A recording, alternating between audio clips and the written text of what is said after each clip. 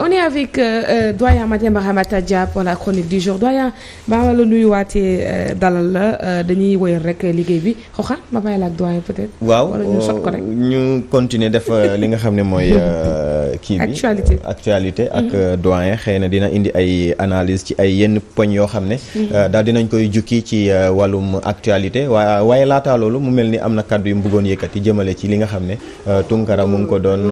réew moo xam ne ñu tudd Sénégal malheureusement travailleurs li ci ëpp dañ leen di maltraité te ki leen war a dimbali bu ñu leen di maltraité wala mu wallu leen kooku day noppi lu bari ci mbir yu demee nii parce que lu mel ni état war na ko mën a jël en charge te nit ki mënuñu grève 40 jours avec toutes les conséquences que cela produit en termes de rentabilité de productivité et en termes moral ak dégâts collatéraux yu leen juróom ñu dagg seen salaire ak conséquences yi muy am au niveau familial parce que ça brise des ménages bu la ci kenn na soxna yi boo leen yoree boo joxetul ñaari fan ñett ñu xuloog yow donc yooyu yëpp day am conséquences yëpp drame social la en fait donc ce drame social là ku mel ni état la vocation d'un état c'est quoi c'est de protéger ses mandants ñi la fi teg yaa leen war a wallu loolu tax ñu teg la fi amul leneen donc problème bi dañ ko war a régler le plus rapidement possible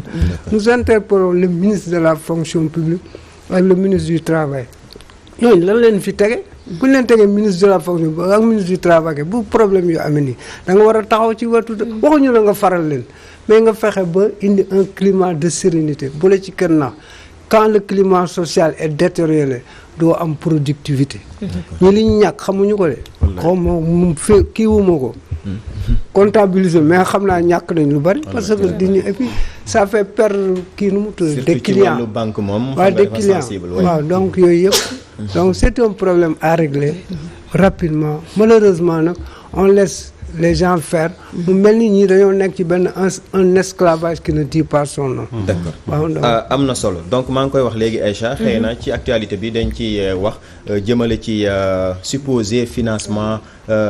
supposé financement occulte bi nga xam ne wax nañu ne njiital parti ba woon PASTEF Ousmane Sonko daal dina ko jot mu tollu ci ay 12 milliards.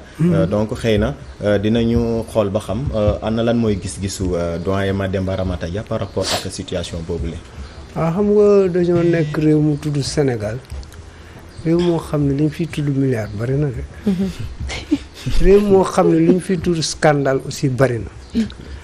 li ci gën a doy waar mooy scandale yu bari du am jeexital maanaam dañoo nekk réew moo xam ne am na tous les instruments yoo xam ne ils peuvent assurer la bonne gouvernance et la transparence réew mi am na OFNAC am na CENTIF am na GIABA am na Cour des comptes ak leneen ak leneen ak leneen xam nga y a aussi l'appareil judiciaire mais malheureusement dangay gis ay affaires yu fi xew finalement du mujj fenn. Maintenant revenons à ça problème Ousmane Sonko bon bu ñu interroger histoire récente da lay won ne le 7 juin 2023 journal yëglekaay bu ñuy wax kii nu mu tudd Canard enchaîné moo ci njëkk a bind wane ne que Ousmane Sonko aurait reçu des fonds émanant du Qatar léegi nag moom nee na fonds yooyu l'opposant qui se réclame moom loolu la ñu bindoon sax à l'époque nee na l'opposant qui se réclame de l'islam local moom l'islam local mooy mouridisme quoi ama tubaab bi dañoo doy waar mu ne l'opposant qui se réclame de l'islam local est un partisan du kii nu mu tuddati est un partisan du salafisme et il est aussi contre l'homosexualité ñoom ci seen wax ñoom lay wax ba léegi ce qui lui a valu le soutien des frères musulmans gis nga fi ñu jógee ak fi ñu jëm yëpp ñu pare ci loolu ñu ne l'argent du Qatar inonde le Sénégal ñoom loolu lañ ci jot wax mais li ñu wax yëpp dara leeru ci amul accusation bu dëgër kooku mooy séquence 1 séquence 2 ñu ñëw ba le 25 novembre Assemblée nationale am député bu ñuy wax Makhtar Diop dëkk Touba xam nga fii wax nañ la l'opposant mouride local xam na l'islam local mouride député bu ñuy wax Makhtar Diop dëkk Touba nekk APR.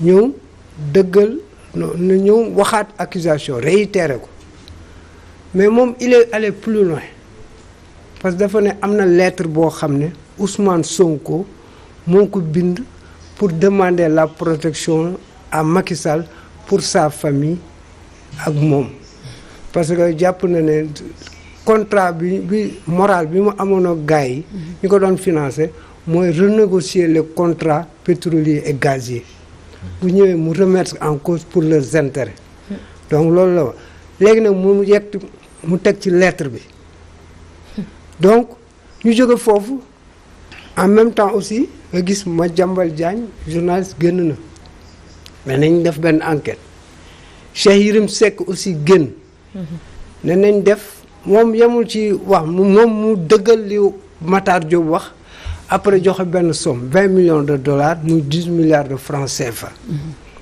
léegi nag loolu mooy li jot a xew léegi lan lañ ci mën a jàpp dëgg la wala du dëgg loolu rek lañ ci mën a jàpp li ñuy wax am na wala amul léegi nag man li ma jàpp mooy mbir mi du lu ndaw c'est des accusations extrêmement graves surtout pour un leader qui aspire à diriger ce pays léegi yu demee nii man jàpp naa ne justice bi war nañu bàyyi occasion bi mu romb ku mel ni procureur war na mën autosaisir ku mel ni CENTIF war na ci mën dugal loxoom ñu def enquête ku mel ni OFNAC war na ci mën def enquête ku mel ni assemblée nationale pencum ndaw yi mën nañ def commission d'enquête parlementaire donc yooyu yëpp c'est possible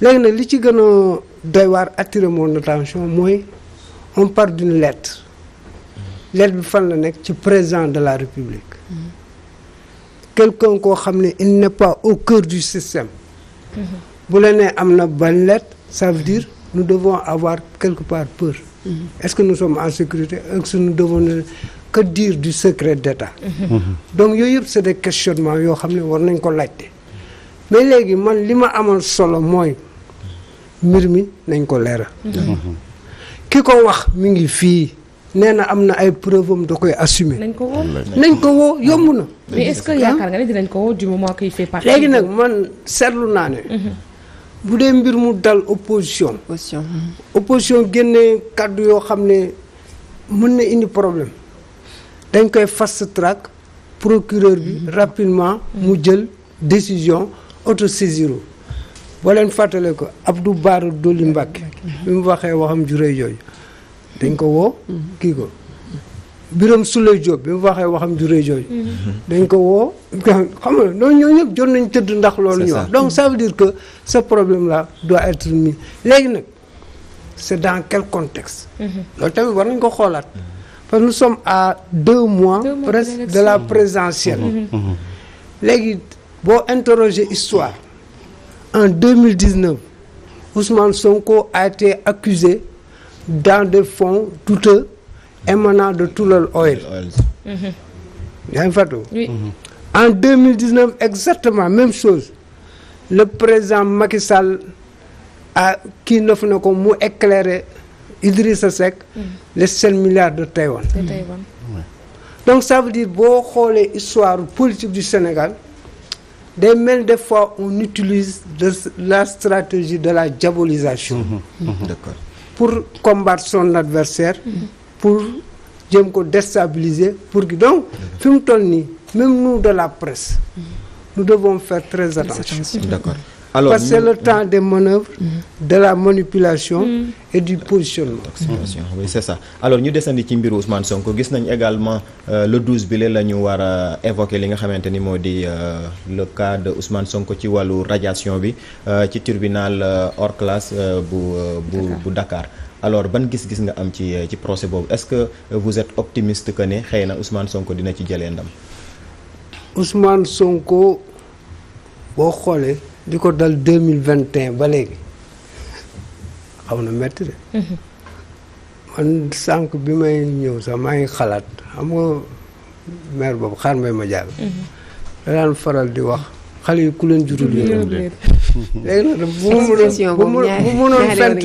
bu mënoon fent benn woy Ousmane Sonko bu ko jurul te yërëm ko donc ça veut dire que l'homme a tellement subi il a souffert waxuma ne nag je ne suis pas d'accord sur lépp lu mu war a wax lu mës a def loolu moom nekkuma ci gàmm boobu mais je reconnais que l'homme a beaucoup souffert te chaque fois on est bu franchir benn obstacle la beneen teguwaat te xoolal mbir mi fi ñu ko fixé on a fixé ça le 12 après le parrainage tu règles une question liée à son intégration dans le fichier électoral lié à son parrainage après le parrainage. Alors que le parrainage c'est pour le 11. waaw donc ça veut dire que le lendemain du donc ça veut dire que il y a quelque chose sur lequel même si c'est favorable pour lui amatul benn sens. waaw léegi nag est-ce que la loi prévoit en cas d'une issue favorable pour Ousmane Sonko qu'on revienne en arrière? Non, je ne pense pas que ce soit possible. Tout ça c'est donc ça veut dire que Ousmane Sonko daal liñ ci mën a jàpp mooy il n'est pas encore li tubaab di sorti de l'auberge. Il n'a pas encore vu le bout du tunnel. C'est ce qu'on pourrait appeler les Aïcha bëgg. la gonos. La gonos. Qui se poursuit quoi. Grande offensive pour la neutralisation de Ousmane Sonko. Alors wax nañu ci benn disons supposé financement octroyé gis nañu également am na benn supposé marché gré à gré wax naa ko fii démb. boo xamante ni ñu ngi koy rumataat ca ministère de la santé. estimé à 71 milliards waaw. Alors ban gis-gis nga am ci lu mel noonu. Doyen on dira que c'est d'autres scandales encore. Non xam nga c'est un pays de scandale. Commencé nañu ko habitué maintenant. Et de pénurie. Oui. li ci ëpp ay scandale wala ay pénurie. Donc ça veut dire que c'est un pays à problème. léegi nag gouvernance bi mooy poser problème. On nous a tellement rabâché avec des slogans vraiment flatteurs. Rien ne sera plus comme avant. La patrie avant le parti. Gestion sobre et vertueuse.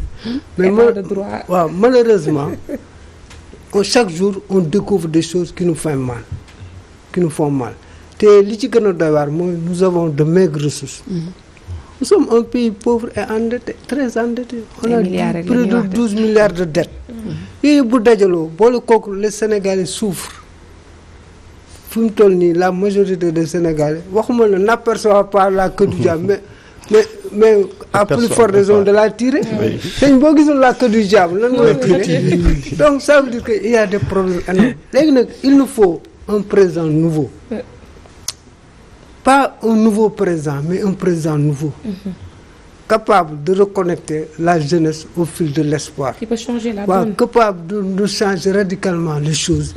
Et fexe ba li ñu koy soxla mooy wàññi dund bi. njàng mi ñoŋal ko. wér-gu-yaram bi mu gën a dox.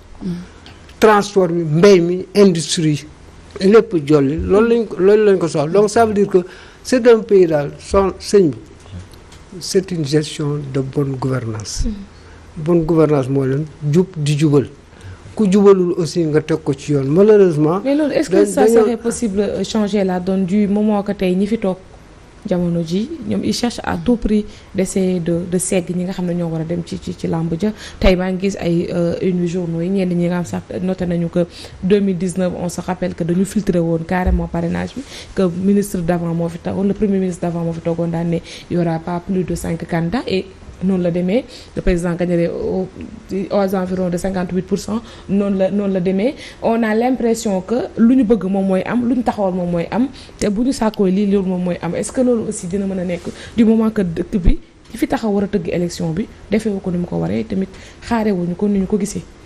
man li ma jàpp mooy li suñu borom wax ci alxuraan mooy dans le Coran nee na votre sort dépendra de ce que vous en ferez. Moi Dieu je n'interviendrai que pour couronner vos efforts. man yàlla seen ëllëg mi ngi aju ci yéen. ci effort yi ngeen def wala passif bi ngeen di wone mu teg ci leneen Allah ne change rien en un peuple tant que ce peuple n'a pas opté pour le changement. Tout à fait. Donc le dernier mot appartient au peuple. Donc ça veut dire quoi? Ça veut dire ñoom ñu Sénégalais ci boppam ñooy déterminer seen avenir. yow mën nga teg say pexe de. say pexe yu nekk Abdoulaye Wade si ça ne dépendait que de lui il n'allait pas quitter ce pouvoir. Diouf si ça ne dépendait que de lui il n'allait pas quitter ce pouvoir. boo gisee le Shah d'Iran si ça dépendait que de lui il n'allait pas quitter ce pouvoir.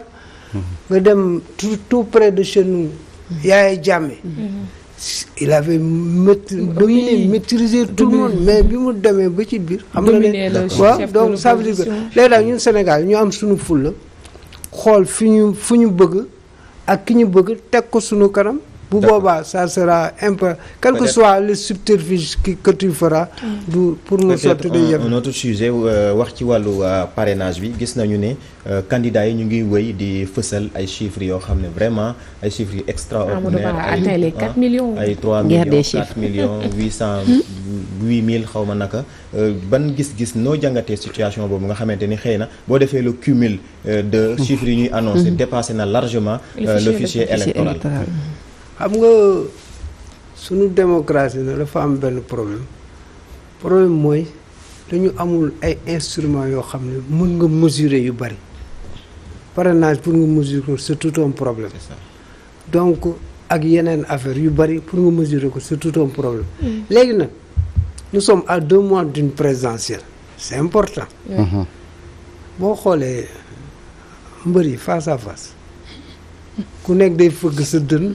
wane na man la maa yor doole yi dinaa def nangam di jéem a gondi te boo xoolee fi ñu ñëwee ñoom. comme ni ko Zarko ak Diène Kaïré defee léegi. waaw comme fi ñu ñëwee boo xoolee Benno Bokk Yaakaar kañ lañu commencé fësal seen chiffres yi c'est après la colère du président Macky Sall.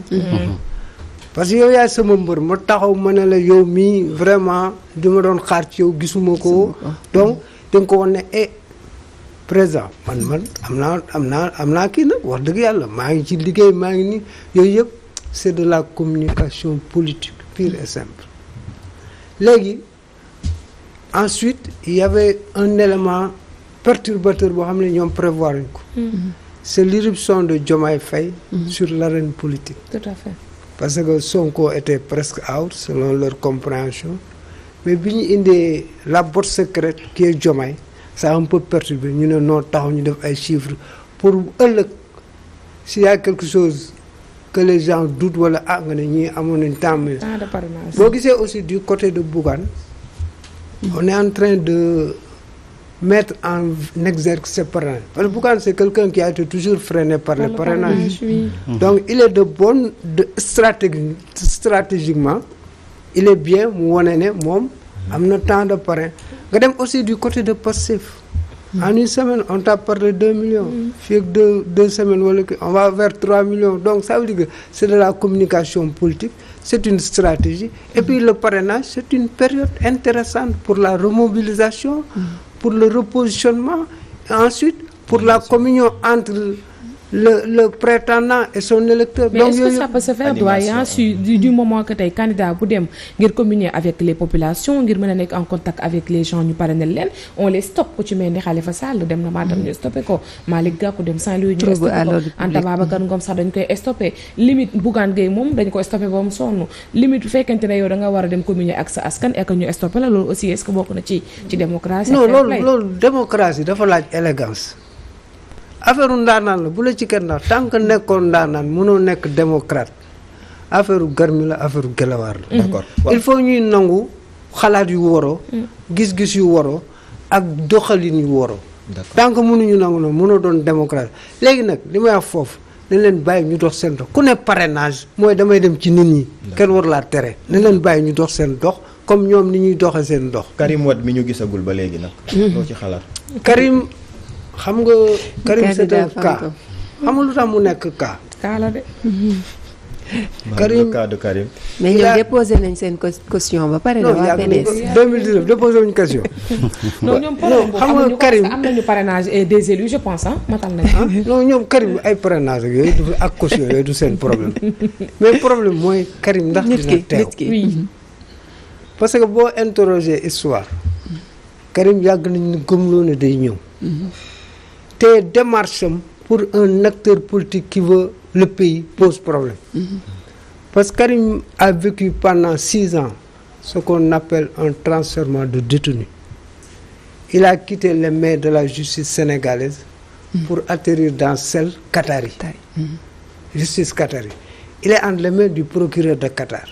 Qui l'a confié c'est le président de la République, Macky Sall, qui l'a mis dans un jet privé yóbbu ko mu toog foofu.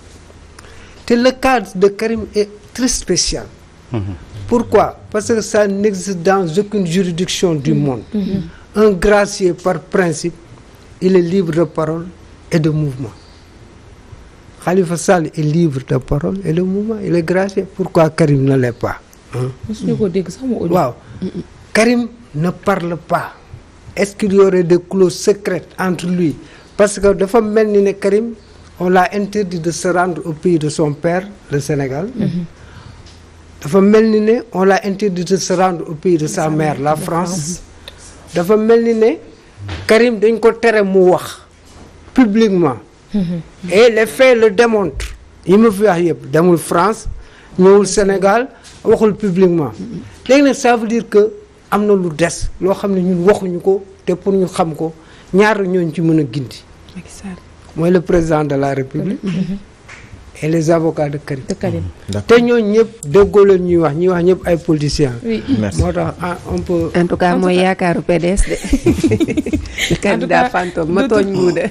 doo bay ba bu tooñ sama tonton Doudou Wade maa koy nuyu bu baax a baax Karim viendra dina ñëw incha allah rabbi jaajëfal leen bu baax a baax doyen jërëjëf. waaw kontaan nañu vraiment merci prochainement c'est toujours un plaisir di jàkkaarloo yow jàngat la déjà. Oxane. waaw Aïcha merci beaucoup jaajëf yow pour yow moom xam naa je te souhaite un bon week-end. Au rayon du soleil, au revoir. Au revoir, Aïchati, Inch'Allah. Merci, monsieur Tounkara, c'était un plaisir de vous recevoir.